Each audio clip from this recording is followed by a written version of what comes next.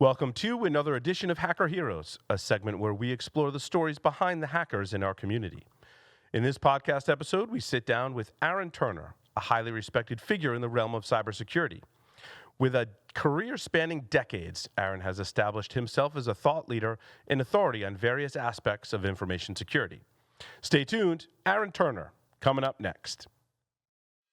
This is a Security Weekly production for security professionals by security professionals. Please visit securityweekly.com/subscribe to subscribe to all the shows on our network. Broadcasting live from G-Unit Studios in Rhode Island, it's the show where exploits run wild, packets aren't the only things getting sniffed, and the cocktails flow steady. It's Paul's Security Weekly. And we're here with Aaron Turner. Aaron, welcome to Hacker Heroes. Thanks, Paul. Appreciate it. It's good to have you on the show today. We were just talking how our paths haven't really crossed, so it's nice to sit down with you today, Aaron. And I wanted to start our conversation. The goal of this show is to get to know some of the hackers in our field. So where'd you grow up, and how'd you get started with technology?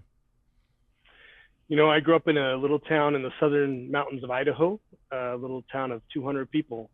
And it was basically this little farming community, went to a one-room schoolhouse.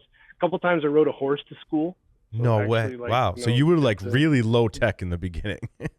Really low tech. The telephone system in that mountain valley that we relied on was still the kind where you talk to a person. Oh my God. I can remember where you'd say, hey, you connect me to so-and-so. And when you'd pick up the line, you could listen to other people, so it's party lines. And right, so it's very, I essentially grew up in sort of almost like the early 20th century from an experience, because in my very young times, there wasn't really television there. And so I actually can remember listening to AM radio show replays because, the AM radio could bounce off the ionosphere, and so some of the most dramatic memories I have as a child, I was probably 8 or 9 years old, and the AM radio was on, and it was night, and I was actually sleeping out under the stars. It was a beautiful Idaho summer evening. Yeah. And it was War of the Worlds, H.G. Wells' War of the Worlds. Oh, yeah, it's great. Out of my brain, right? Because here's this, horrific, broadcast of these aliens who are coming to take over the world. But later, my family moved to a larger town in Idaho, population 40,000, a metropolis of Idaho Falls. And that's where I went to high school. And that's where I was first able to kind of understand the potential of computing. I grew up when I was probably 11 or 12 when War Games came out. Okay. And that had a huge impact on my life. When I saw that, now relatively poor portrayal when we compare it to Mr. Robot and other things that have really good, portrayals of hacking. And it just made me curious, right? I took this old digital equipment amber screen computing platform that was in my high school and basically said, what could I do with that? Right? How could I push the limits? And so I ended up just being really, really interested. I did do some bad things, right, where I probably pushed the limits a little too far when I was in high school. Luckily, my grades were good enough where I didn't need to change them, but maybe I looked at other people's grades. Was that the computer? Was that the computer at the school that held the grades? Was that true? Yeah. And so you were just kind of hacking around on that, seeing what because you probably didn't have a computer at the home back in those days. I didn't have one in my home, and I was probably the exception until I was 7. We're probably around the same age. We're probably, I like to joke with Josh Comer, we're probably both 32-ish, right? Yeah. Add a few years to that. But so my father actually went out of his way to convince, he worked for an agricultural bank, they would do agricultural lending. And he at times would convince his boss to bring home a portable computer at home. Yeah. And so the first one I remember at home was the compact lunchbox series. It was a compact computer, amber screen, and it had it looked like a cooler, like a thermos almost, right? Did it have a really big handle like a thermos had? Yep. I remember. Yeah, I remember seeing one of those once. Yeah. And I remember playing Joust, amber screen Joust on that. It was a basic.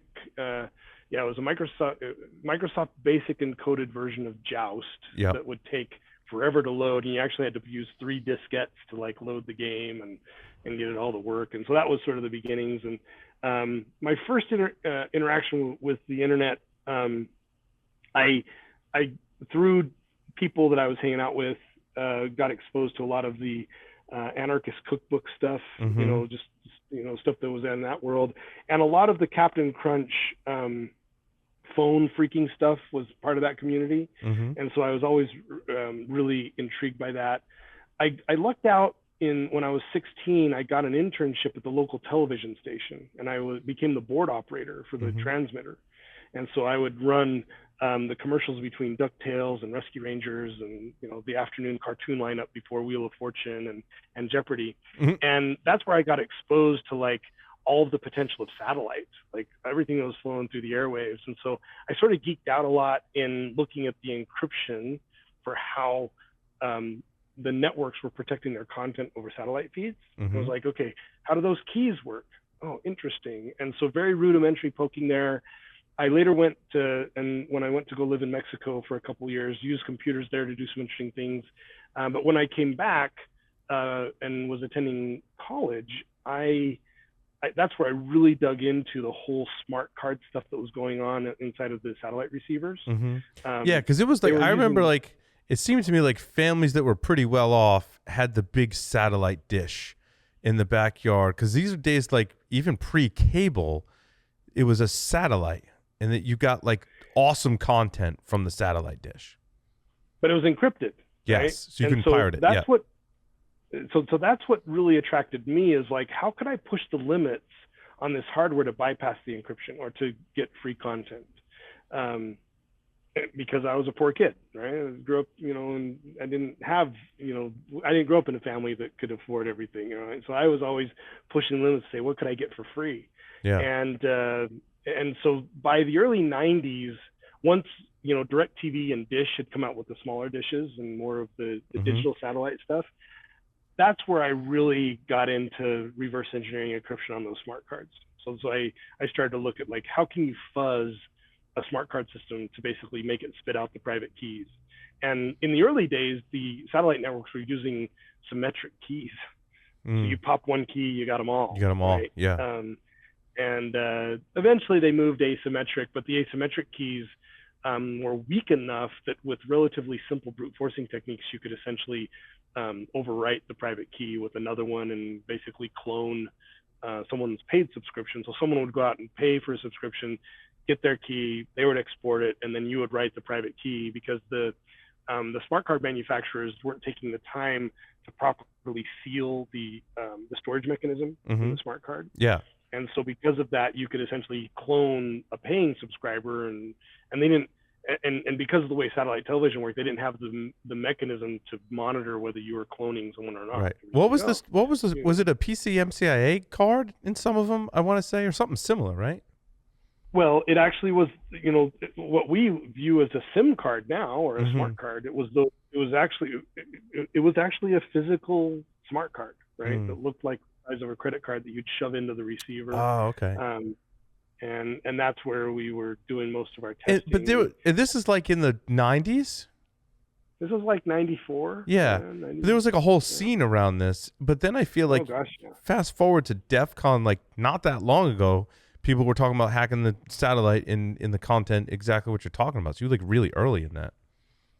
Yeah, they're just 30 years too late. I mean, right. There was a whole world, and it got a little sketchy. And I tell people, I was pushing the limits, and truly, by the grace of God, didn't get caught up with some stuff that could have gotten me in some really big trouble, because that's where, the FBI got involved in a couple of those situations. And one time I was actually at a meetup in Dallas where law enforcement came, and they sat me down and said, hey, you shouldn't be doing this.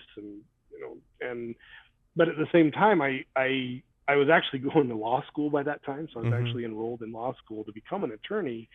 And in that process, I kind of gave them some feedback to say, you know what, you guys are so far off the mark. And so that's where I started to collaborate with law enforcement in the mid-90s. So I was going to say, that's before the DMCA, I believe. And it would probably be fraud is what they'd charge you with, right? Good old traditional fraud. Theft. Or theft. It's theft. Theft of service. Right. Because they had the cable laws, so they would have used the grand theft is what they would have called it. And so, saw the error of my ways and didn't mess around with that. Started collaborating with law enforcement. They'd ask me interesting questions. They'd come up with questions like, what do you think about this? What would you do if you were doing this? And at the same time, now I'm at Southern Methodist University. Well, actually, we should go back a little bit. What really motivated my extreme interest in this world was in 1994, I was running a computer system at BYU in Provo, Utah. And BYU was very fortunate at the time because Novell was right next door. And Novell had a primary tap up to the University of Utah's primary link to the internet. So the old DARPANET connection that ran between Cal Berkeley and Utah was just a few miles north. And so I was running that server, and I was actually studying Spanish linguistics. And I wanted to get as many people on this server as possible. And so I set up an NNTP server, a network news server. I remember that. So sort of a predecessor to Reddit, like most people would think about. That's a great analogy. Messaging. And so I set up this server, and I wanted to talk about the dialectic differences of Spanish. Why does someone in Spain use this word? And why does someone in Argentina use this word? And someone in Mexico use this word? And so we had thousands of people, students, professors, that were collaborating on these dialectical differences researches that I was doing. And on NNTP servers, it handles binary format, right? So you could do messages and news pictures. Groups. News groups are still a thing today. This was, and so what ended up happening was the Spanish department became really proud of my research. And so they had me set up a screen where it would scroll all of the content that was going on. So basically like an activity feed of like, hey, someone from Spain just posted this thing or whatever. And one morning, it was a Monday morning, get a call from the administrative assistant to the dean. Aaron, you need to get up here right now. There's something really wrong with your server. Now remember, BYU, very, very uptight, religious, university. I get there, and it's barnyard porn. Oh, yeah. I was I was worried about that when you were telling the story. I'm like, I think I know where this is going. So now, unfortunately, the pornography laws in the time, people having sex with animals was illegal in the state of Utah. Having just the mere possession of that was a strict liability offense. And so I was in big trouble. Like, this is my server. And, trying to explain to people in 1994 about how the internet works. Yeah, good luck. Yeah. And no one had logging turned on the networking infrastructure. And so, like, I couldn't get the logs I needed to point the finger. And so I had to go through this elaborate process, number one, to maintain my place at BYU, because they were thinking about throwing me out. And I wouldn't have gotten my degree. But also there was sort of the police going, is this something that's prosecutable? Like, is this something we should, go after? And so luckily I talked to the folks upstream. I had them turn on all the auditing and logging they could on very, very early Cisco gear. This was very early Cisco routers and switches that were upstream. Had them turn that stuff on. I clean up the mess. Sure enough, within a couple of days, bad guys come back, re-upload the stuff. And that's where I had to sort of figure things out to go, okay, I've got to protect myself better. So that means I need to teach myself how they got in. Like how do they penetrate my system? Right. In the meantime, I'm asking for the logs upstream to go, hey, can I see like the net flow and the traffic logs to go like, who's actually doing this? And so it was sort of that culmination of hacking myself, teaching myself how to hack, hardening my system, and then using the logs to watch what they were doing. And that's sort of where I taught myself was that experience in 1994. And that culminated in me just being intensely interested in this space.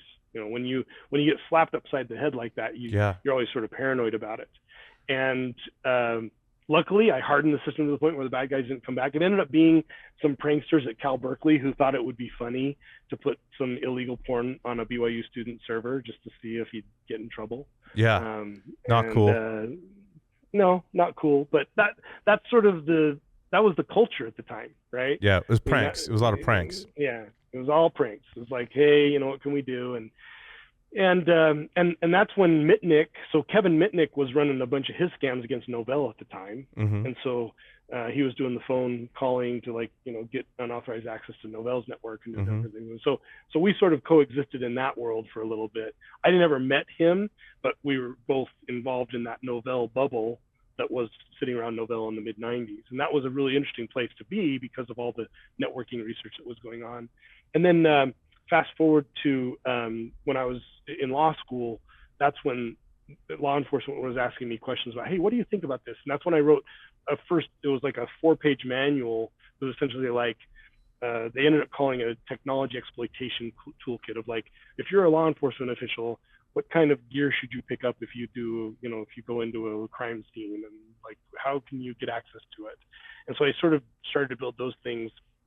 In '99 was when I started working for Microsoft. I was invited to join a team. So I eventually ended up dropping out of law school. Yeah, I was going to ask you. So you never finished law school? No, I got involved in some stuff. If you've ever seen the movie The Firm, I had an experience like that. Oh, interesting. Like where it was just working with people that I didn't want to be around. Sure. And they for a poor Idaho kid, they came to me, and this was in '95, and they said, hey, you know what? I went and did an internship with them, and they said, hey, here's $100,000 a year, and we'll pay for law school if you'll come work for us. They really liked the fact that I spoke Spanish, and I could do legal work in Uruguay, which is a tax. There's no tax reciprocity there. It's sort of like a money laundering haven. And so they had me doing some work there, and it just wasn't good. So I ended up dropping out of law school. I thought it was going to be more ethical to be a hacker than a lawyer. So I keep going down the hacker path. Funny how that works. And $100,000 in 1999 when you're in law school is a lot of money. Just throwing that out there. Especially for a poor Idaho kid. Yeah. Like, that's more money than I ever thought I'd ever make. And so it was hard. I was married at the time, and so I sat down with my wife, and I'm like, look, I don't know what I'm going to do. We could end up living in a trailer. Like, are you okay? Like, are you going to stick with me? And right. Luckily, I've been married for 27 years now, so she stuck it out, right? Gone through this crazy experience. Her name's Holly. And so end up getting to Microsoft, working on this Latin American services team. It was the lowest entry level job at Microsoft. But it was with some really interesting stuff, because Microsoft in the mid 90s had gone to these Latin American countries and these telco owners, and had basically said, hey, we want you to use Microsoft platform for your ISPs. So, which is completely orthogonal to the rest of the world. The rest of the world is running Sun Gear, right? There's Sun systems for ISPs. But from Argentina to Mexico, all of these ISPs were running NT4. So imagine this, you got an NT4 server running a country level ISP. What could possibly go wrong? But I think it's interesting, Aaron, because like when you look at your bio, someone looks at your bio, they think, oh, like Aaron was an awesome hacker and Microsoft hired him. But what you just said was you started out on the services team for Latin America, where Microsoft was just trying to get a foothold. Yep. And the way that I used my hacking skills at Microsoft was, we had all of these things that were all of these things were going bump in the night with our customers. We couldn't explain it. And for example, we had 2 customers in Argentina, 2 competing ISPs that were both running Microsoft systems for SMTP and web and POP and everything. And this one ISP, we'll call it ISP1, they ran a campaign saying, hey, you should use our email because ISP2's email sucks. It's always down. And then sure enough, that week, their email just kept going down. And we attached debuggers to it, and we couldn't really figure out what was going on. And so I'm sitting in my cubicle at Microsoft, and I think I developed one of the first SMTP fuzzers. This would have been 99, 2000, where I was essentially taking, telnet commands and shoving it through an SMTP pipe to see what would happen. Right. And sure enough, within 2 days, I get this server to reboot, and I could trace it back to go, oh, actually, all I have to do is insert a 257 character name in the username, and I can hard boot a system. Yeah, those are buffer overflow. A very dangerous situation to be running NT4 directly connected to the internet with exposed services. Wow. Yes. Thinking about that today is frightening. Not a good situation. So I go and now that I've essentially built this fuzzer, so now I can go and do that across other protocols, right? So I start tickling IMAP and POP and all this other stuff, and then I discovered this big bad nasty bug in IIS.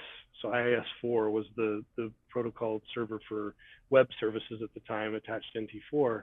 I ended up working with the team. We get that bug fixed, and it would have been the summer of the year 2000.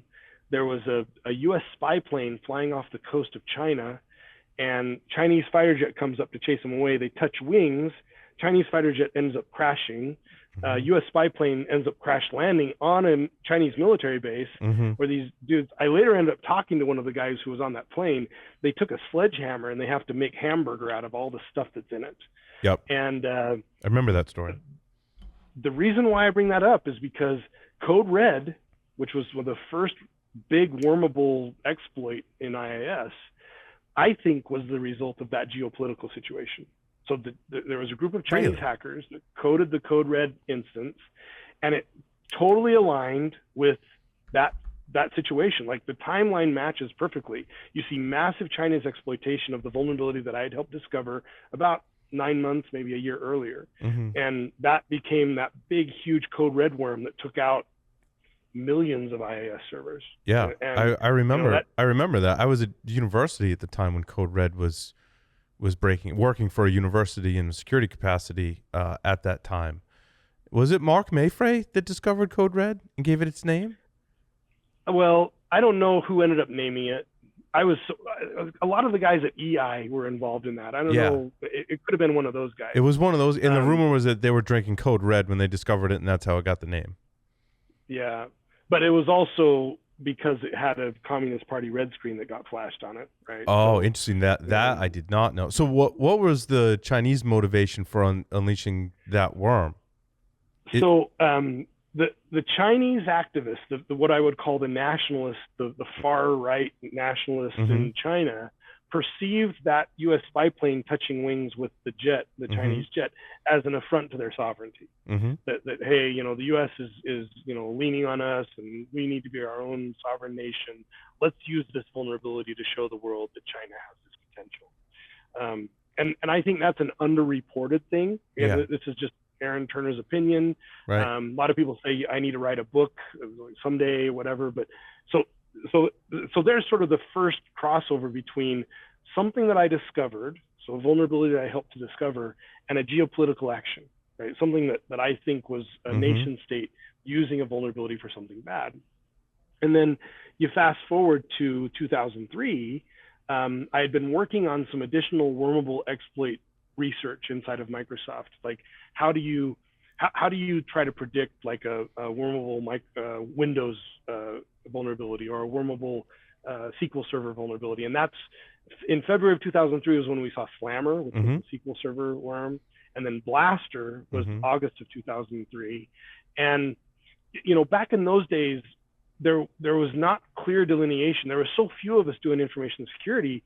There wasn't really clear delineation between researcher and response person. And it was just like all hands on deck. Hey, you do security. Hey, help us fix this thing. When you see this stuff, you wore multiple hats. Whereas we've matured, I think, as an industry that we have our niche more niche now. But back then, Silos. You're right. Yeah, when I was responding to Blaster, I was developing IDS signatures and doing reverse engineering and the whole thing. Yeah. It's because we had to make so much stuff up, right? I mean, we literally were making stuff up as we went. And so that's when I first met. So in 2003, when the Blaster worm happened in late August, it coincided with the Northeast power outage. So that big power outage that hit from Ohio all the way up into New England and down the east coast. And so I'm on a DOE call, U.S. Department of Energy call, where they're accusing Microsoft of causing the power outage. There was a lot of finger pointing towards Microsoft at that time. I mean, not all of it was necessarily warranted, but some of it was. Microsoft is always perceived as this deep-pocketed, not caring organization. And when you work at Microsoft, it gets a little tiresome. Right, where people always assume the worst, and so we would always have to go above and beyond to prove our innocence in any sort of instance. And that's the first time I was interacting with Mike Asante. So I bring up his name because he had a huge impact on my life. Like that meeting that we had in 2003 started a collaboration between us that lasted for the rest of his life up until 2019. So we first interacted in that 2003 call because he was the CISO of American Electric Power, which was the first utility that got tipped over as a result of the Northeast power outage. And so unfortunately, his auditing and logging was not great at AEP. And so he couldn't answer questions. And so we were sort of in this logic loop circle of trying to say, well, no, what happened? Well, no one had the logs. No, who knows, right? Now, eventually a DOE investigation suggested that it was a large tree branch that fell on a massive transformer that just coincided with the blaster worm. But so the root cause, not blaster, but because the AEP network was so congested with blaster traffic, the failover didn't work the right way. So maybe there was some latency in failover. Interesting. So contributing factor 2, but not root cause. So anyway, Mike and I start collaborating back and forth as a result of that. We talked for several years. I eventually was diagnosed with cancer in 2005 and was given 6 months to live. They're like, hey, Aaron, you're going to be dead in 6 months. And that helps you focus. That's right? Crazy. I can't even put myself in that situation. I mean, I can fantasize and put myself in that situation, but it has to be it's so much different when it actually happens to you. That's crazy. Yeah. It focuses you. And while I had a great career at Microsoft, I was so fortunate. I won several awards. Bill Gates had recognized me on a couple of occasions. I had carte blanche sort of to do what I wanted to do. On that note, did you work with other security researchers that were helping out Microsoft like around that time? I feel like the Loft, some of the members of the Loft, and there was other like major researchers. You must have worked with some of them, I would imagine. Oh yeah. So the friendliest were the at-stake crew. So in that ecosystem that was the early 2000s, unfortunately, EI with some of their stuff became persona non grata. We could not talk to EI because of some of the stuff that they pulled. Some I would call today irresponsible disclosure. Right? Yep, I remember that. I remember following EI very closely, and they would just disclose like pretty dangerous vulnerabilities. Yeah, and in ways that was not good for anybody. And so in that spectrum, at stake was the ones that we were most friendly with. So Chris Weissopel, the guys who eventually became Veracode, they went through the acquisition by Symantec, but then emerged with the Veracode stuff. And so that group was always our best collaborators, right? And they were associated with Loft, right? So, all of the groups who were doing, Loft Crack and all that sort of stuff, that because of their association with at stake, it was okay, right? And so, now, other friendlies back in that world, I collaborated a lot with the Foundstone guys. Yes. So, and so, it's great to see. It's so cool to see what those guys ended up doing. George Kurtz, right? And Kevin Mandia. And, you go through the list of that group. Pretty amazing. So just for folks listening, Foundstone acquired by McAfee, right? EI, did that become X-Force at IBM? Parts of it. Parts of it. Okay. Not wholesale, but but essentially we'll call it that, a partial, more acqui-hire situation there. Okay. ISS. So that's sort of the EI and ISS folks became sort of that group there. And so it was really interesting collaborating with them, but that was prior to the point where we did Blue Hat. So at Microsoft, we had this Blue Hat conference that got put together because the lawyers were really, really risk averse. They didn't want us touching that stuff at all. Like they're like, hey, you've got to have bright lines. But finally, those of us internal, and I think George Stethakopoulos, who eventually ended up being CISO at Apple for a period of time, maybe still is. George did a good job of sort of being the advocate to say, no, we've got to have a relationship with these people. We've got to figure out the rules. And that's when you first started to see the ethical disclosure rules getting published to say, look, give us 90 days. And we promise in 90 days, we will have this thing done. And there was, in my tenure at Microsoft I left in 2006. Yeah. Now, did you overlap with Katie Mazouras, or is that? Oh yeah. Okay. Yeah. So when you said the disclosure, I know Katie was instrumental in that. Yeah. Yeah. Katie was a very sharp young woman who came in right around 2004, I want to say. Okay. And somewhere towards the end of my tenure. Other young up-and-comers, Adam Shostak. Yep. So, he and I overlapped briefly. That's what's cool about that time at Microsoft is when the corner got turned and we actually started spending money, we became sort of the landing spot. Was the turning point the famous Bill Gates email? So there were two turning points from my perspective. The first one was in October of 2000 when the Russians got in and stole the Microsoft source code, and they stole the entire Windows 2000 source tree, and then they went off and took that source tree, and then they started printing their own CDs, and they probably printed like $4 billion worth of counterfeit software as a result of that hack. Wow. So there's sort of like first material financial consequence to Microsoft as a result of hacking. So there's sort of the beginning, October of 2000. And then over the course of 18 months, there were another series of internal incidents that took place, not as public as the October one, that sort of became the glaring red light on the dashboard. Hey, you've got a problem here. Check engine. There's a problem. So by the time the memo came out, and what's interesting, the Bill Gates memo was actually, written by probably 15 people, right? As any good corporate culture, right? It was I always thought it was Bill Gates put together this like fantastic email and sent it out to the company and compelled everyone to pay attention to security, which I believe the goal was reached, compelled probably most of the company, if not everyone, to pay attention to security. Well, so there's two things that happened. Is you had the Bill Gates memo that sort of said, look, we've got to pay attention to this. This is detrimental to our business. Let's rethink our development processes to have better security quality assurance. Right. So, but the gist of that was like, if you're working on code and you see a security issue, a potential security issue, you have authority to like stop what you're doing and go work on that. Yeah, right. That's right. It's basically the equivalent of a safety incident, right? Where you can stop the line, right? And you're fully empowered to go fix this thing. Yep. And that was cool. It was great to see huge cultural change because if we go back to the Code Red incident, in 2000, when someone had a Code Red problem and if they needed the patch to fix the system, they had to email us with a license key. And the only way they could get the patch is an attachment is a zip file that was encrypted using their portion of the license key. Like, if you try to think about trying to solve this at scale, imagine security updates being delivered as encrypted zip files on a one-to-one basis. And the completely Code Red vulnerability, do you remember what the root cause? I'm going to guess and say it was with a printer extension to IAS. No, it was IAS. It was a core HTML handler problem. Okay. So it was an HTML handler issue.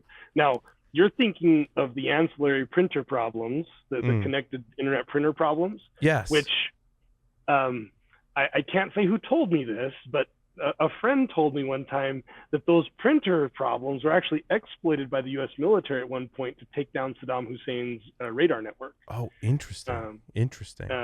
And so it was that combination of internet-connected printers and an HP vulnerability that was used to take down a lot of Iraqi radar sites in the second Gulf War.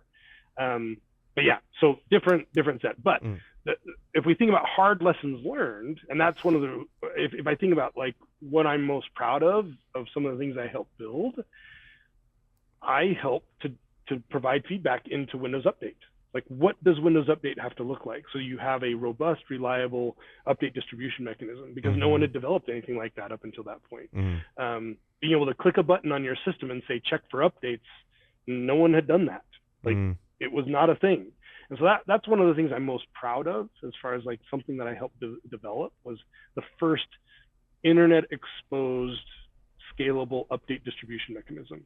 And what an amazing security architecture that is today, to think about how many Windows computers are receiving updates and like how few and far between there really are any security related issues with those updates. I mean, I'm sure they've happened, right? But it's never been compromised to my knowledge, right? That update mechanism is highly protected and highly robust. Blaster tried. So the payload of Blaster was to take out Windows Update. And right. What was the Blaster vulnerability now? I don't remember what Blaster was. It was essentially a UNC share vulnerability. So network shares. It was SMB. It was in SMB. Yeah. Okay. Yeah, because Slammer was SQL. And so by the grace of God, and some people within Microsoft thought that maybe this was an intentional error. I don't know. But the people who coded Blaster in the fully qualified domain name of Windows Update, they put a period in the wrong spot. So they misplaced a period. I remember reading that. if not for that misplaced period, we could not have black holed the traffic. And this was the first time we worked with Akamai to black hole all that right. stuff. That goes back all the way to Blaster, right? Yep. To basically, hey, let's turn on a content delivery network to suck this thing down. And luckily Akamai was ready to stand up and do it. I mean, the folks at Akamai I've talked to about that, they literally were using like, servers in closets in Singapore to do some of that stuff. So it wasn't exactly the cleanest thing, but it helped us. It helped out a ton. So when at the end of my tenure, got diagnosed with cancer, refocused, and I'd always wanted to do some form of government service. And I knew that Mike had also had his brush with cancer. Yep. Mike Asante. And so I get in touch with Mike. It was the summer of 2000. It was the spring of 2006. We get in touch with Mike. I'm like, hey, Mike, I had this diagnosis. I want to go do something that'll change the world. And he says, boy, do I have something for you. And so he managed to get a strategic hire position at the Idaho National Laboratory for me. And so I retired from Microsoft, walked away, had to sell all my shares. And thanks to Steve Ballmer, didn't make much money on my equity at Microsoft. Ballmer wasn't a very good CEO in that direction. Right. Yeah. Boy, wish I had held onto those for Nadella, but didn't happen. So I get to Idaho, and no, wait, hold on, Aaron. What is Idaho National Laboratories? Yeah, so the Department of Energy has a facility that they originally built back in the 1940s for electrical power testing. The first reactor that generated electric power is there in Idaho. Yep. And so think of it as a place that's out in the middle of the Idaho desert where if something went boom, no one would care. There's actually a really cool story about the Army was testing out nuclear reactors for tanks. Not exactly the best idea, putting a nuclear reactor in a tank, but nuclear everything back in the 50s and 60s. Yeah. And supposedly one of the operators of the reactor was sleeping with the wife of the other operator in the reactor. And operator 2 said to operator 1, hey, will you go check the control rods? And when he walked over to the control rods, operator 2 threw the rods controls out, impaled operator 1 to the ceiling, and killed both of them in the only lethal radiation exposure in the United States. Wow. Out in the Idaho desert. There's a really interesting book called Idaho Falls about that situation. So out there in the Idaho desert, there's a bunch of like ambulances. It's basically a mini Chernobyl, like all this radioactive stuff that's buried out in the Idaho desert out there. So it's kind of a place, and the way I tell it in popular culture is if you've seen Stranger Things, the laboratory that is Stranger Things, that's what Idaho is. It's this massive underground facility. There's now this is declassified. The factory that makes the ceramic uranium depleted armor for the M1 tank is in the underground in the Idaho desert out there. So there's these massive lava tubes. It's this big, it's left over from the last Yellowstone supervolcano eruption. So there's these big lava tubes where you can build these facilities down underground there. So it's kind of the spooky place, like where interesting stuff happens. But that's also where I went to high school, right? So I went to high school in this town called Idaho Falls. So it's sort of this weird convergence of what's the likelihood of me getting an absolutely fabulous cybersecurity job in the town where my parents lived. So if I do kick the bucket, my parents are there to help my wife. I had 3 young children at the time. And so it was like this dream scenario. Like it was just this nice, safe place to land. And in my hacking history, I will say that working with Mike was probably the most mind-blowing thing I'd ever done. Like I'd worked with crazy people, right? The EI we established that already. Guys, yeah, sure. Right? And sitting down with Mike was like taking it to another level, because we sat down and he had a methodology, and that's, everyone had sort of the way they did things, and it was more like magic than it was science. Like up until the mid 2000s, cybersecurity and especially penetration testing and vulnerability discovery was more art. It was more, you were more of a Michelangelo than you were an Einstein, right? It was like you had this really creative mind and people would do crazy things. And luckily I had a creative mind and just gotten lucky and figured some stuff out. Well, sitting down with Mike, he had a methodology. Like and it came from the time that he spent at the FBI he was, when 9/11 happened, he was called up to work at the FBI. And so he took that methodology and brought it with him to Idaho. So we're sitting down in a conference room, and his methodology was find the world's worst accidents, like the worst accidents on planet Earth. The Bhopal chemical disaster in India that killed 5,000 people as a result of a chemical spill, and a whole bunch of other really awful things, industrial accidents that took place over the last 50 to 60 years.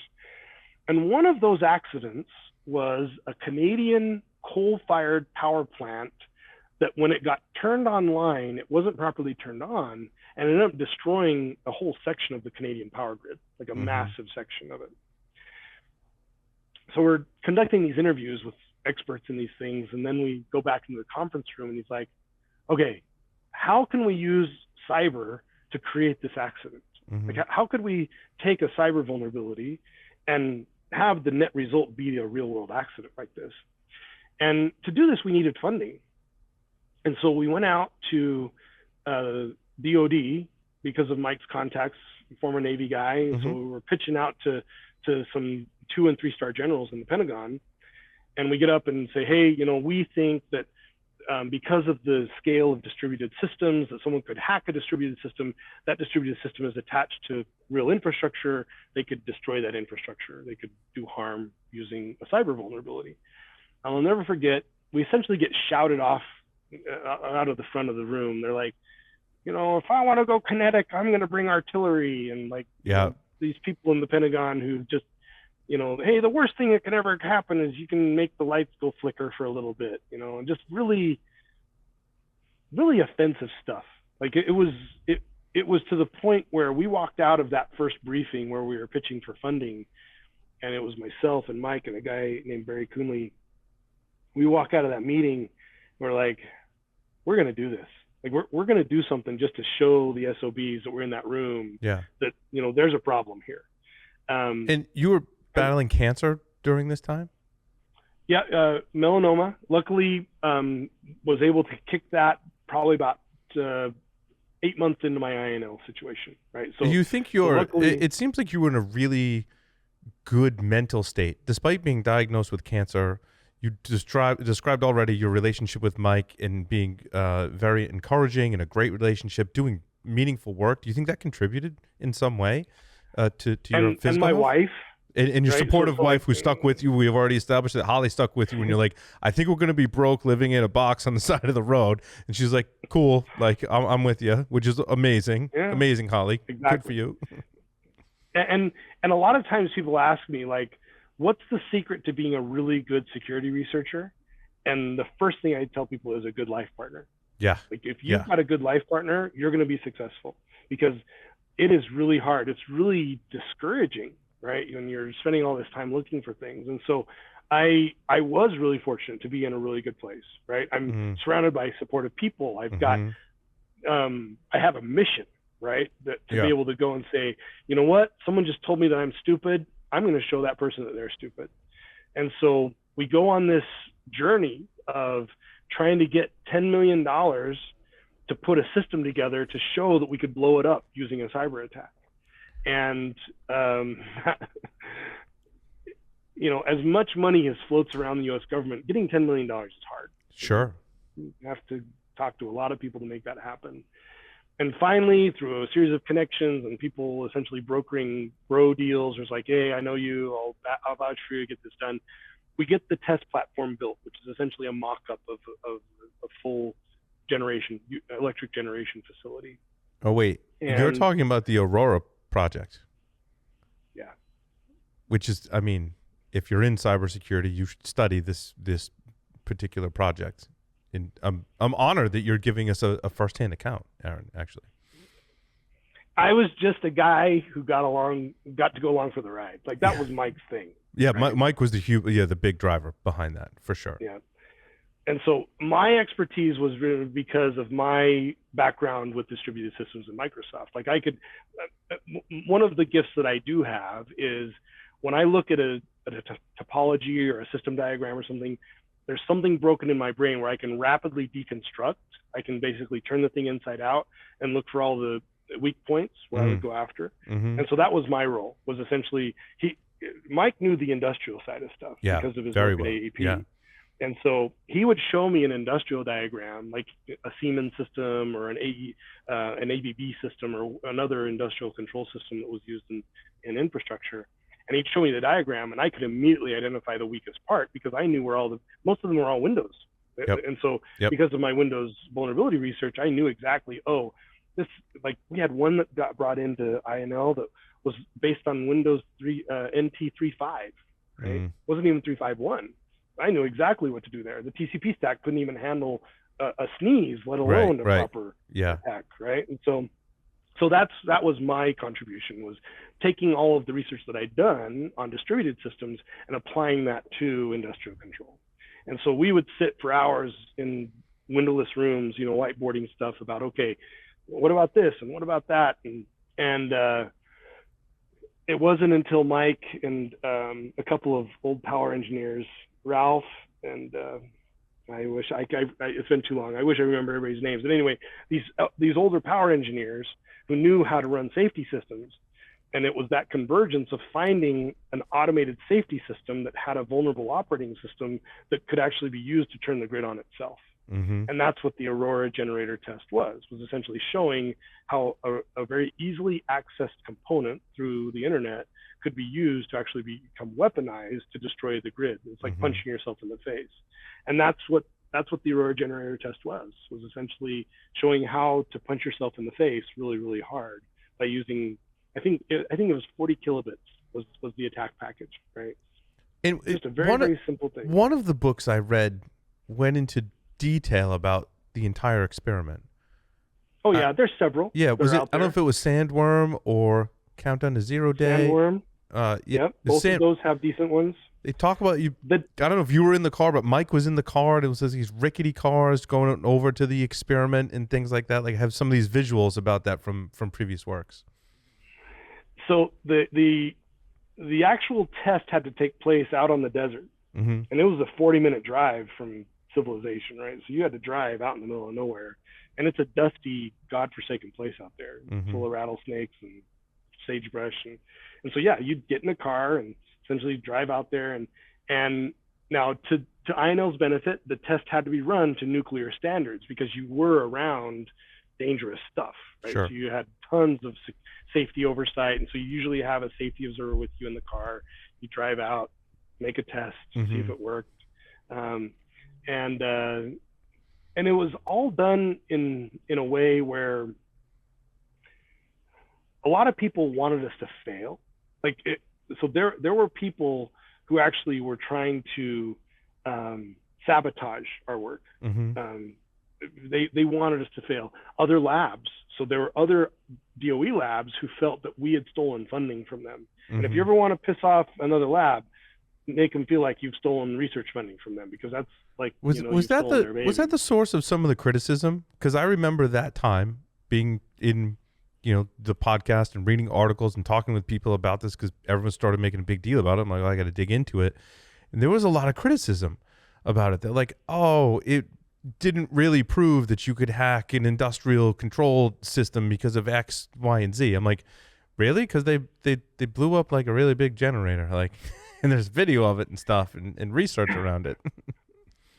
The first group that wanted us to fail and really shut us up was the Nuclear Regulatory Commission. Yeah. Because we essentially proved that all of their suggested security topologies were broken, because if you could gain access to the substation upstream to the electrical power plant, to the nuclear plant, you could essentially run this attack, which would turn all of the motors into generators and all the generators into motors, but in the opposite direction. And you could essentially shear all of the drive shafts and all of that equipment, which means that you could break all of the cooling pumps inside of a nuclear reactor, which is what happened in Fukushima.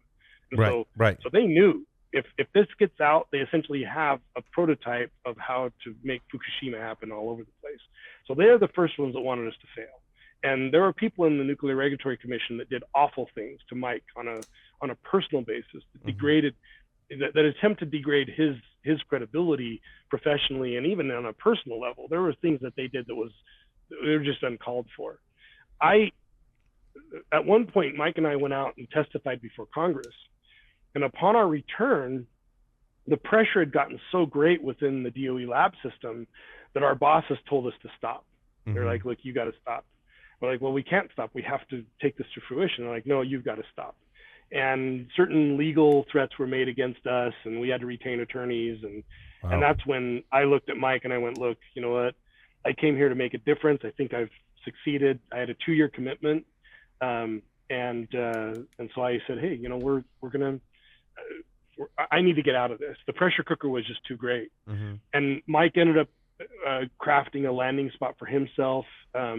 Luckily, Alan Power, to his, you know, Alan did great things for that program. And that wasn't the first time I'd worked with Alan. So go back in time to 2001 when I was writing Windows hardening guides. We needed to find someone who would run a class on the Windows hardening guide for NSA. And that's when I turned over those hardening guides to SANS. And so I knew Alan from years before. And so Alan got a great landing spot for Mike, and things started to move forward. And Mike did a couple of other things in between.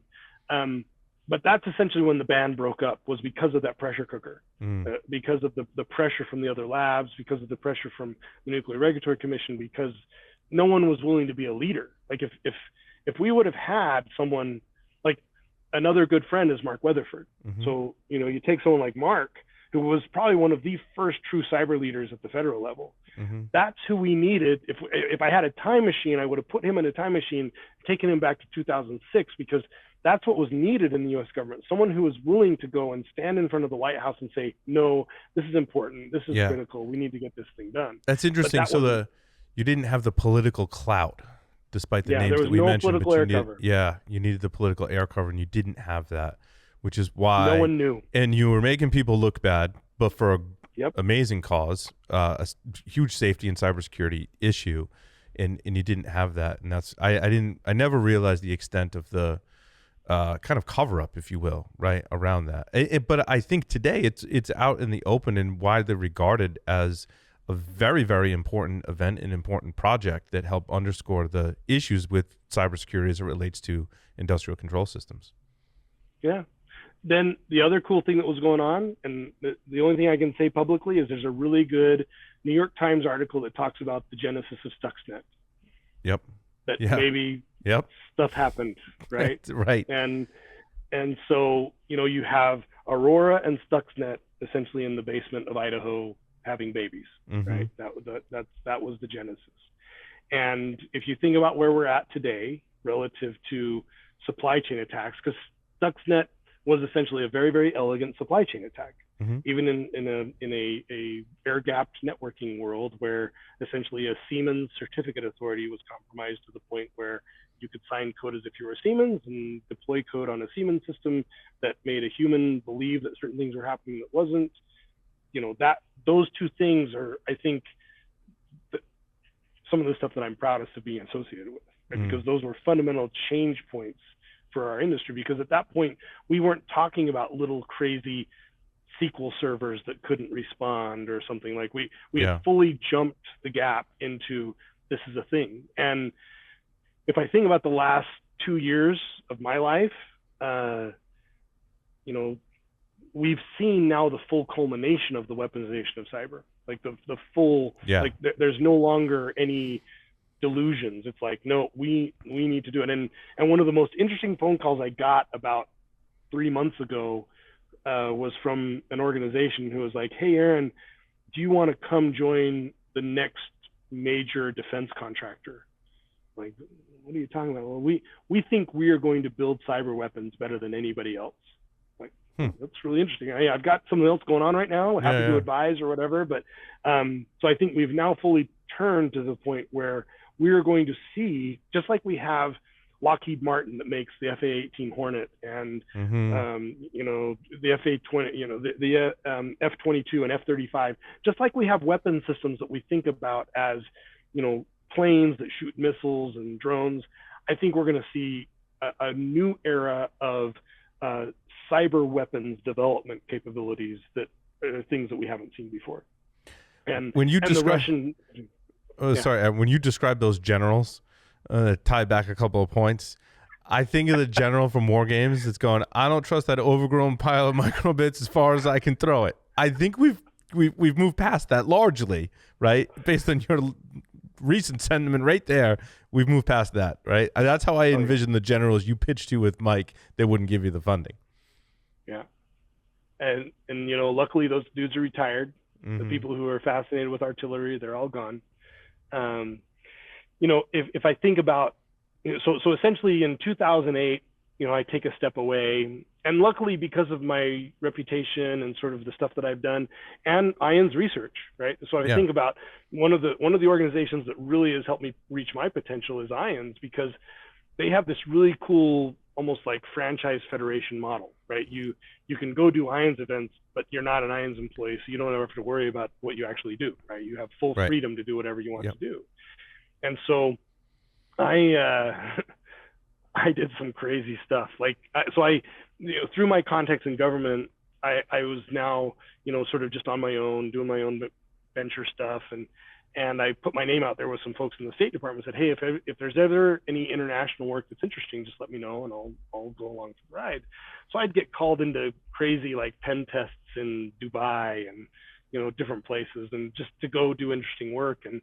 And along the way, I would try to invent things that I thought were important. So the first one was a contactless payment system that I thought would defeat a lot of the credit card fraud in the world. And unfortunately, we were just way too early. I tried to bring that one to market in 2008, which is essentially, it was the same technology that Google Pay and Apple Pay use today, but we were just 10 years too early. Yeah, interesting. And so I ended up selling that company to a Hong Kong conglomerate. So the technology persists as part of the Hong Kong underground system to do payments there. And then later was doing some research in Dubai around radio frequency detection capabilities. So think about it how do you detect if a bug, like a Wi-Fi or a Bluetooth bug is somewhere? And so we did some really interesting software-defined radio work.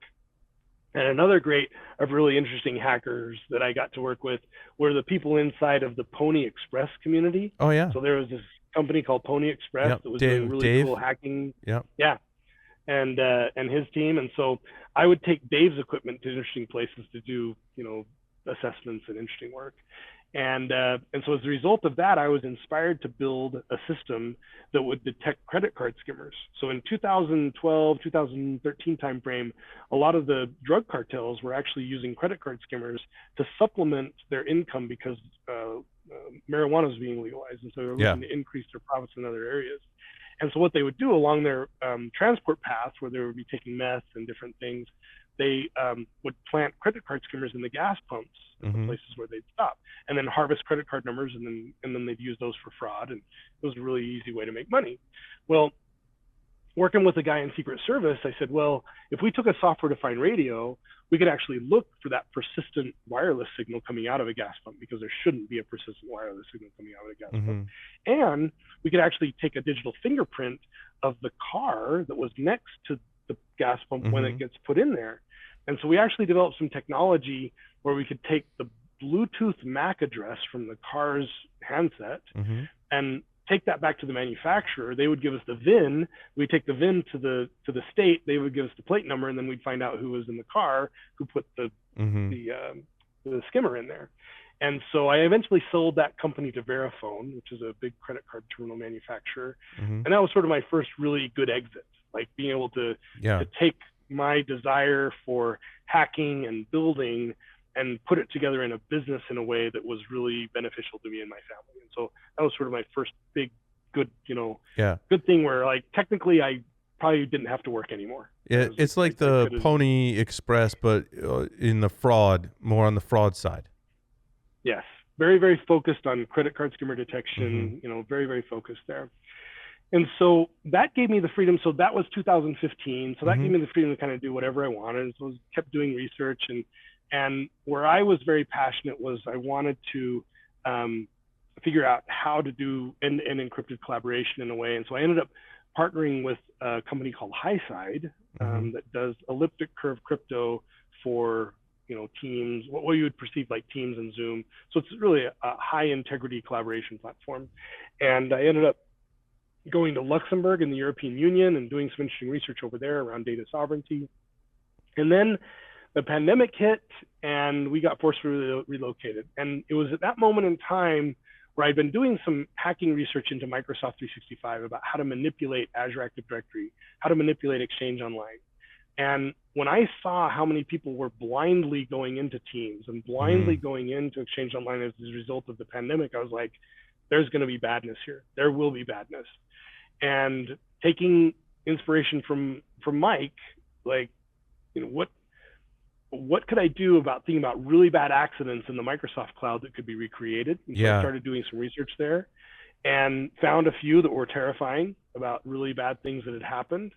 And so I built, and this is where I was also inspired by my friends at Foundstone about building a security scanner and that sort of thing. And I said, what if I built a security scanner that could emulate attacks against Microsoft 365? And so that's what Sirix was. Sirix is essentially a robotic process automation to scan the infrastructure as code that exists inside of Azure Active Directory and Exchange Online and the other components of the Microsoft cloud. And so just like fire gets invented in several places at one time, so we see the SolarWinds attack take place in the middle of 2020. Well, one of the payloads of the SolarWinds attack was the Dark Halo attack against U.S. Treasury's Microsoft environment. And so we got invited to look at some aspects of that because of the research that I was doing. And then at Sirix, we got a lucky break where Ian's research took us to a webinar. We showed people what we were doing. And there were two CISOs on that call who at the end of the call, they said, take my money. And when CISOs say, take my money, you now have a business plan. Yes. An accidental business plan. And so that's where we essentially took the Sirix vulnerability scan engine and productized it. And so in January of 2021 is when we took that to market. And we were the first security scanner that did correlation between the Graph API and the PowerShell modules out in the Microsoft cloud. So we could discover weaknesses in multi-factor authentication that no one else could see. We could discover legacy protocols that were allowing for the bypass of strong authentication. And we could essentially do this security modeling there at scale. And we went and we closed 50 customers in a year. And just knocked them out. And that was with 8 people. Right? No Salesforce, no marketing. People, no Salesforce in a scanner for Office 365. You weren't the first to market in that category. Well, we were the first to build it out the right way. So there are a lot of other folks that were doing it the easy way. And there is an easy way to do that scan, but you miss about 50% of what you should be looking at. So you're only getting half of the view. We were the first ones who did it the hard way by teaming 2 technologies together to do it. And so, yes, there were others out there who, one group went out and raised $40 million from a venture capital group to go and do what we wanted to do, and others who did other things. But it was our attention to detail and our depth of focus, because the other ones were focusing on other platforms like Zoom and Salesforce and that sort of thing. We were just the Microsoft stack, Azure Active Directory, Exchange Online, Teams, OneDrive. And so it was that focus that really gave us the advantage. And it was specifically finding vulnerabilities and configuration errors in those stacks. Yep. So for example, by default, when you sign up for Microsoft 365, your Azure Active Directory identity will consume and send legacy SAML tokens that can be replayed at will. Yep. Obviously, you don't want that to happen. So, so it was basically taking a purple team view of Microsoft 365 and building a robotic process around that to then go and unleash it on everybody's tenant and go and do that purple team that ends up in a really nice remediation report. And I think that's the other reason why we did very well, is that we weren't just finding the vulnerability. We would classify the vulnerability, give you our perspective on how critical it was, and then provide the fix. Like, say, hey, here's what you need to fix it. So we're essentially attempting the full vulnerability management cycle there. And did you write it in like Office 365? There's a lot of cool stuff in 365 in the Azure AD. I mean, there's a whole development stack in there, like a no-code solutions and all that. It does amazing stuff. Well, so we wrote our first stuff in PowerShell. Yeah, okay. So the very first version of what we wrote was PowerShell. Now, today it's a combination of C# and PowerShell and a bunch of stuff that gets thrown together. But the very first version of our product was essentially a bundled PowerShell set of scripts. And so powerful. I know one of the ones I used for a forensics investigation and instant response was Falcon. Falcon is the PowerShell scripts that pull all the logs and artifacts so you can look at them, right? Different from your solution, obviously. Yeah. And there's Bloodhound, and there's other ones that are out there now doing different things. But so by the end of 2021, I had a business decision to make. So we've obviously got something people want, right? We've got customers and we're moving. And, now, did you take funding? I'm curious, you took funding to create this company, or you bootstrapped this company and now you're at a place where you've got 50 customers and 6 people, 8 people, or whatever you said? Wow. Yeah. And so we did, so there was a friends and family bit, right? But it's not like I went out and did a formal raise, right? Sure. And so Genesis Excel is the name of the group of friends who run just a little venture capital group. But that was more of just a friendly, hey, let's throw in and see what happens, right? And so, but it was essentially the Turner family office that was, putting this forward. So in Q4 of 2021, I have to make a business decision. Am I going to go out and raise? So my competitor just raised 40 million, right, on a 130 valuation. So I knew I could do it. So I could raise $40 million. I could go and sell myself to Microsoft. I mean, obviously this is something Microsoft would be interested in, right? So maybe go out to them. Still had contacts there, still have lots of friends there. Could have done that. Could have gone to someone like a Palo or a Tenable or a Rapid7. All of that world would have been good. But in all of those conversations, we ended up having 5 suitors. One of them being a VC that was willing to put forward a large, tens of millions of dollars in VC funding. But the one that really stuck out to me was Vectra. And this is another thing that if I'm telling young people focusing on penetration testing, hacking, pushing the limits in the security community, the most important thing is you need the light to go to work. Because there are a lot of really toxic environments in cybersecurity. There's a lot of really high performance teams, but they are toxic. And so the filter that I ran all of these different folks through wasn't how much money I was going to make, wasn't, all that sort of thing. It was like, do I want to wake up in the morning and do business with these people? Do I want to have my professional reputation associated with them? And the CEO of Vectra represents probably one of the coolest stories in cybersecurity where, he's a dude who was born in Kenya to Indian parents. So he was born an immigrant of immigrants in Africa who comes to the United States, pulls himself up by his bootstraps, and now he's the CEO of a venture-backed cybersecurity company in Silicon Valley. That's the kind of people I like to hang out with, right? People who have overcome tremendous odds. The CTO, brilliant dude who, essentially has, I think he's got all of the Lord of the Rings books memorized, like verbatim. He can quote like page numbers on that sort of thing. Just brilliant guy. I got paired up with the former chief revenue officer. So when we finally signed up, we did the deal. It was a very fast courting process. Within 4 weeks, we had a term sheet. After the term sheet, in 5 weeks, the transaction closed. So in 2 months, we went flash to bang, and I was part of Vectra. And the coolest thing about being part of Vectra is that we are doing something that no one else is willing to do. And that's Vectra's MO. Is they'd rather do it well than do it fast or do it, and so, and that fits very much with my mantra. I would much rather do one thing really, really well than 15 things sort of okay.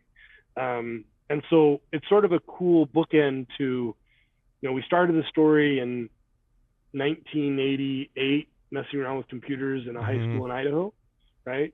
To here we are in 2022. So, a couple of years later, it's sort of reaching. All things in life are circular in some sense, right? Of like, hey, here's the situation where I can now go and contribute back to the community and do testing in ways and continue to be creative and push the limits. But now with this really nice safety net of a venture-backed company out of Silicon Valley that is most likely going to IPO next year, right? And so it's a really cool situation. So, I often get asked, so what are you going to do next?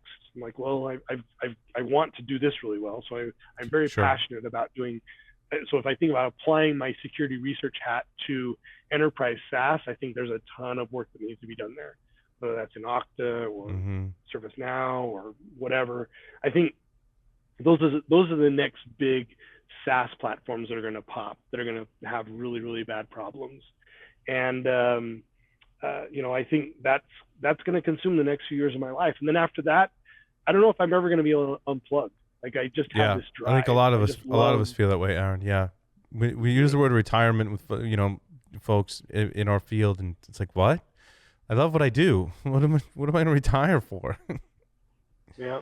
But so and if I try to summarize like my journey, I took a very non-traditional path, right? I don't have a computer science degree. I've never taken a day of any sort of formal computer training in my life.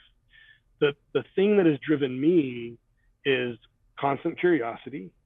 So always asking the question of why. And a lot of people, that's very infuriating to them. Most people who are in authority-driven positions, they don't like it when people ask why.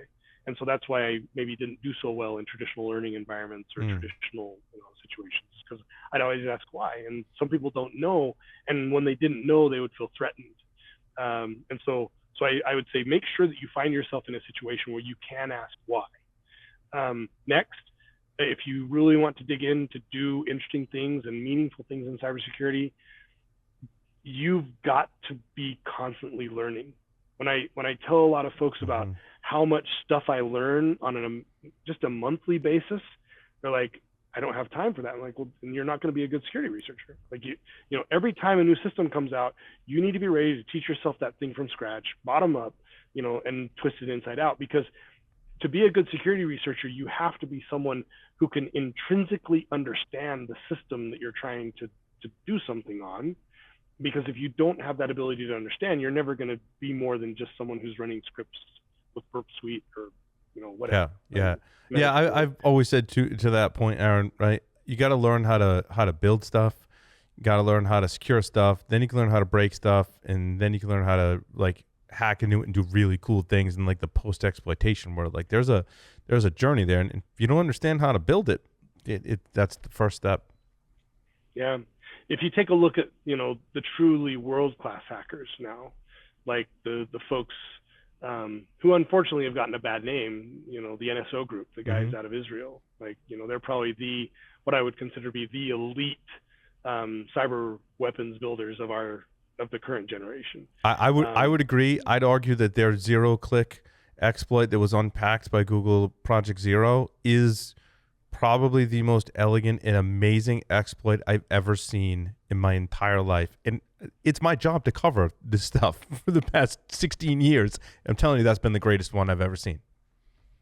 They are truly the Michelangelos. Yeah. Like they're like in another world, masters. What did it take for those people to do that? It took, number one, intrinsic understanding of the target platforms. Yes. Like to the point where, not just simple unpacking and, some simple reverse engineering, but like understanding of the target systems to the point where they maybe understood it better than the people who built it. It took incredible collaboration to get that done. So that thing was not a one-person job. That was probably 20 people that put that thing together.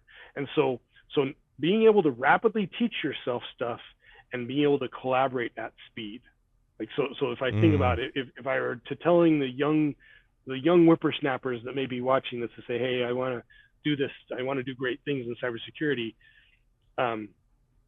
be ready to be an autodidact, right? So something where you're just willing to teach yourself over and over and over again, never stop learning, constant learning, and being able to be a great collaborator. Because if you put those two things together, that's what puts you in really cool situations where you can do stuff that no one else does.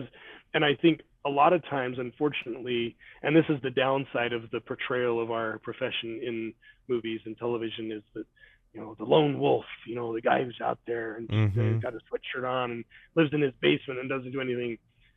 The best stuff I've done has been stuff where it took multiple experts from multiple domains to get the job done. Yeah. And that collaboration is what drove innovation and drove excellence. And so, Aaron, I was advising some startups yesterday, and one of the sticks out that I'll form into a question because I want to hear your answer to it. He said, I've had 3 failed startups, and this is my 4th. Like, he's like, does that look look bad for me. I'm like, no, dude, you're actually like if you were in a lineup of all startups and no one else had a failed startup before, I'd probably invest in yours. Right? Can you articulate that? Because you've been in the situation. Something not all of your startups are as wildly successful as your current endeavor, right? No. So a startup is only a failure if you say it's a failure. Yeah. Now, the outside world has their measure to say a startup's a failure if you don't IPO, or a startup's a failure if you don't exit to, for $100 million or whatever. That's not the way that I approach things. I did startups because obviously I want to feed my family and I want to be able to have, my basic needs taken care of, but we're fortunate. You and I are fortunate to live in a place where that's pretty easy. Sure. So I would mainly tell entrepreneurs to put themselves through the filter of do startups in a way where you're honest with yourself to say, look, I'm doing this because I want the experience of doing it. I want to gain that experience to do it, because if you're doing it for the moonshot, 1% of startups get the moonshot. Yeah. This last one, the Syrix Vectra deal, I was looking at, I was doing some analytics on it. 0.75% of startups did what Syrix just did. Yeah. Now, prior to that, I did Terrio was the startup that was acquired by Verifone, and that was okay. Like it was an okay deal. It wasn't awesome, right? It wasn't a life-changing deal, but it was great. Before that, Arfinity was the mobile payment one, which was it was awful from an economics perspective, but I learned a ton. Right. It gave me the experience to do things. And so I think what I tell most people is the best entrepreneur, like if I were in a startup judging competition, like a Shark Tank or whatever, the main question I would have for people is, tell me about your monthly burn rate as a person. Yeah. Right? How do you live? Like, what is your lifestyle? How much are you spending to live? And the more frugal someone is, that means the crazier chances they're willing to take. Like, and that's the way I've tried to live. I've lived well within my means. I'm very fortunate that I'm married to a woman who doesn't need, fancy stuff. And so, we lived a very humble, middle of the road life, but living that way gave me the freedom to go and take crazy risks, to say, I'm going to go spend 2 years building this thing. And if it blows up, oh, well, it's okay. I'm going to go back and start over, because you learn I've from probably had, I mean, if you take a look at all of the ideas that I've had, all of the ideas that I've pitched over the last, let's say, well, I pitched 3 ideas at Microsoft that were massive failures, right? Where people were like, that's stupid. Go sit down, shut up. Okay.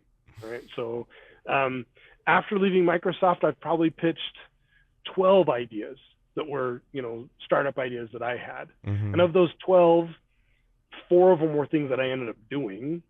And of those 4, 2 of them had some upside. Right. So if you do the math on that, so 12 to 2, right? So 10%, right? So you've got to be ready to take swings. And what's interesting is the data shows also that the most successful startups are founded by people over the age of 45. Interesting. And that was me, right? I was older than 45 when I started Syrix. And so there's this weird, again, media-driven perception of the it's got to be a 24-year-old dude. Yes, the Silicon Valley. Yeah. Even in the TV show Silicon Valley, right? They're all like in their early 20s, if that. Yeah. I can't watch that show. Someone said, "Hey, Aaron, you ought to watch Silicon Valley." I'm like, I sat down and watched an episode. It makes me sick because it's all this fake. It's so... You have to watch one episode of that show, and it's the last episode. I've seen one, the beginning. Okay. No, the last episode in season 1. Have to watch that episode. It is one of the most hilarious television episodes I've ever watched, especially if you're in technology. It is like the funniest thing I've ever seen in my life. I'm going to hold my nose and turn that episode on, and I'll do it just for you, Paul. I think that, so what ended up happening was I caught lightning in a bottle in the mid-90s because I was willing to do something that there wasn't a book about. Like Yeah. literally there was nothing written about cybersecurity, Mm-hmm. pen testing, vulnerability analysis, whatever. So again, focusing on younger folks, like if someone were asking me, Aaron, what would you suggest someone should do? Go and do stuff that no one's written about yet. Mm. Like take that leap of faith to go, I'm good enough to teach myself a technology, or I'm smart enough to go after this thing. So like, you know, this isn't exactly the greatest example, but like Starlink hacking, Starlink penetration testing, right? So Mm-hmm. it's a new technology. There's not a bunch of research out there. Right. That's a mini leap, right? Not a full leap. It's a new kind of modem, right? Mm-hmm.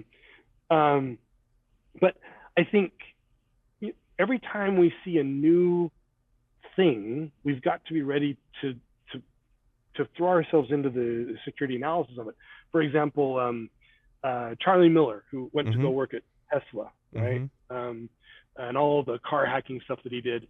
The thing that impressed me about Charlie, and I've been very fortunate. If I look back and all of the people who've, sort of the infamous people, I met Julian Assange at conferences in Singapore, right, back before he was famous, and I met Eddie Snowden, right, at security conferences in DC. And so I kind of consider myself like the Forrest Gump of cybersecurity, like this kid from a little town in Idaho who just ended up to be in some crazy places at the right time.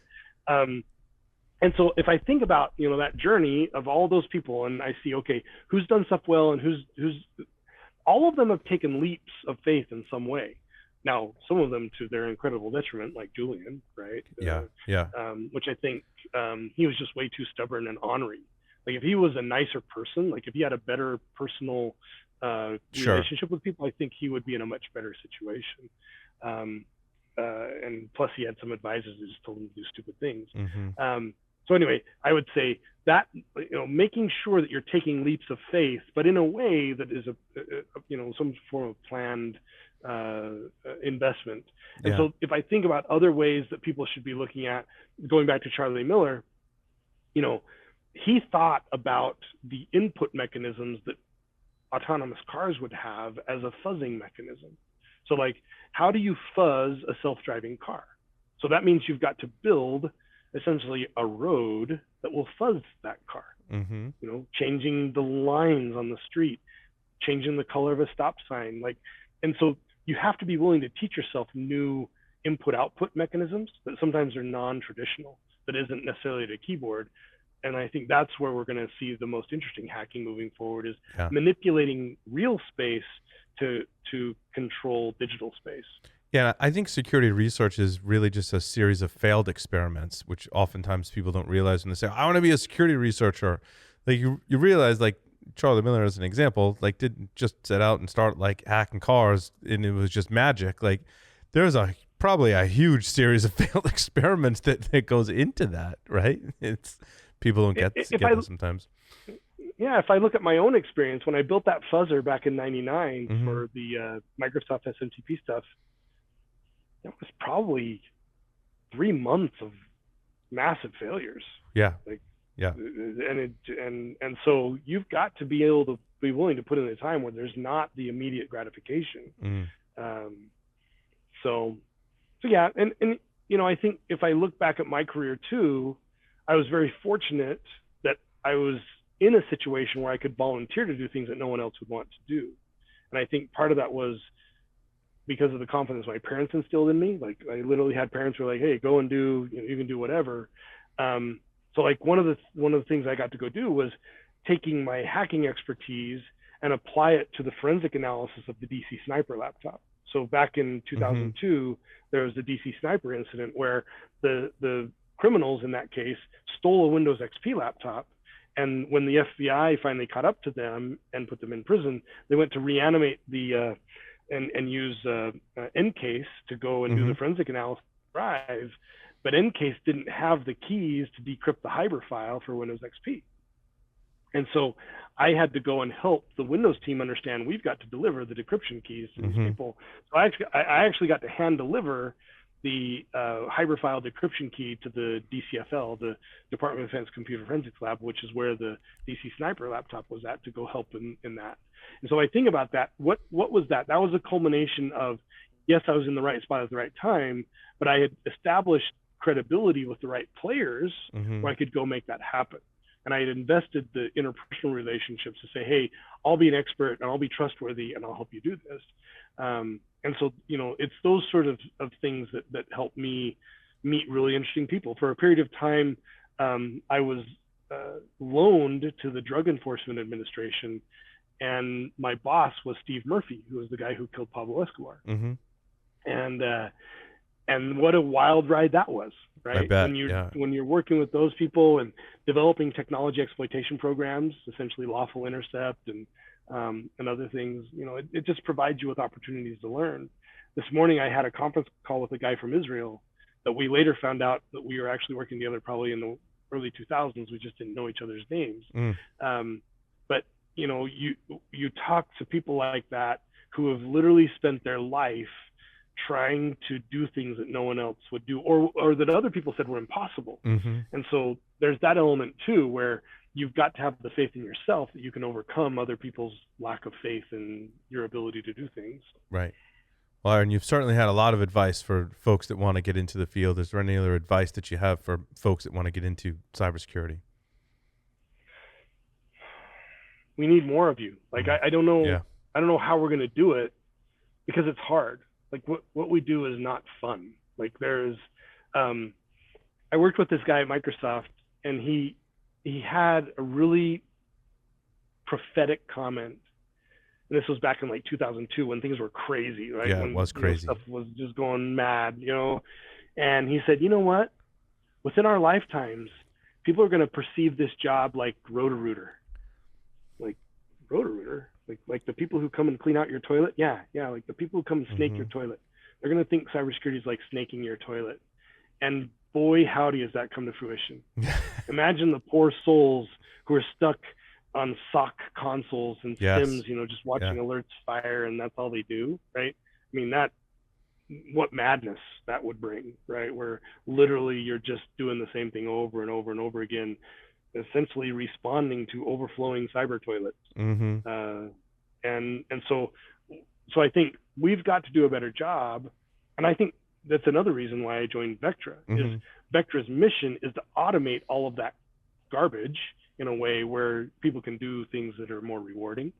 And I think that's where we've got to be better as a cybersecurity community, is how do we eliminate the drudgery to the point where we can attract the good talent and people aren't put off by the fact that they're doing drudgery over and over and over again. Yeah. Because I see a lot of talent that comes in the door, and because we're older and there's a whole bunch of us now that have sort of climbed the ladder and we're maybe not as open to the flexibility that we enjoyed 20 years ago, where there are now, SAN certifications you have to get to even get an interview. And there's really, really tight margins that people have to follow. And so I think to leaders out there, we need to be more flexible and inclusive about how we invite people to participate in our community. To the people who are coming in, you have to be patient to understand that you're coming into a situation where you need to find the right opportunity to improve and actually grow. And to the vendors out there, and I've got to be careful, I'm now part of a vendor. You certainly are. I will use the private equity indicator. If you're working for a cybersecurity company that has been acquired by a private equity group, are you still a cybersecurity company? Because the private equity business model is not cohesive or inducive to innovation. I was just going to say that. Yeah, innovation tends to go out the window in that situation. Because private equity, and I'm not opposed to private equity business models. Private equity is a great way to take a distressed asset and to properly improve it or monetize it in a new way. But when you're dealing with cybersecurity that moves at such a fast innovation pace, the flywheel moves so quickly, I think it's orthogonal to the way that private equity does business. And so one of the things that I talk about on, when I talk to in thought leadership situations at events and that sort of thing, like, you should look at your technology stack. And if any of your technology stack has been, purchased as part of a roll up or as part of a private equity play, you should ask yourself, is that really still a security technology, or is it just a management technology? Mm-hmm. Because it can be a management technology, and there's still Sure. value there, but that may not be the sharp edge you need to solve your cybersecurity problems of today. And so now I think luckily we live in an ecosystem where venture capital and early stage investment will continue to drive really cool innovation. But I think that is orthogonal to the way that most Fortune 100 companies work, because most Fortune 100 companies want to see a procurement agreement and with a 5-year contract and renewals and all that stuff. And that's not conducive to innovation. That's conducive to just paying money. And so that's the hard part we're in, is that sometimes the goals are not aligned between vendor and customer and participant in the ecosystem. So I don't think they'll ever be aligned. Aaron, it has been fantastic talking with you today. I'm sad that we haven't had a chance to hang out. We're gonna have to make a point to hang out more, for sure. Someday I'll be speaking to RSA this year. So I'll be on stage at RSA. I'll be actually in Boston. You're in Boston, right? Oh yeah, come down to the studio when you're in Boston. When are you gonna be in Boston? Next week. I'm speaking at an IONS event. Oh, sweet. So yeah, we'll hook up after the show. You'll have to come down and visit. Yep. Awesome. So yeah, thank you for the opportunity. I want to be an advocate for non-traditional paths to success in cybersecurity, because that's my life. That's the story of my life, and I've had an incredible time doing it. It's not been fun a lot of times. Sure. It's been hard. I support that path 1,000%. Yeah. Aaron, thanks for the opportunity. Thank you so much.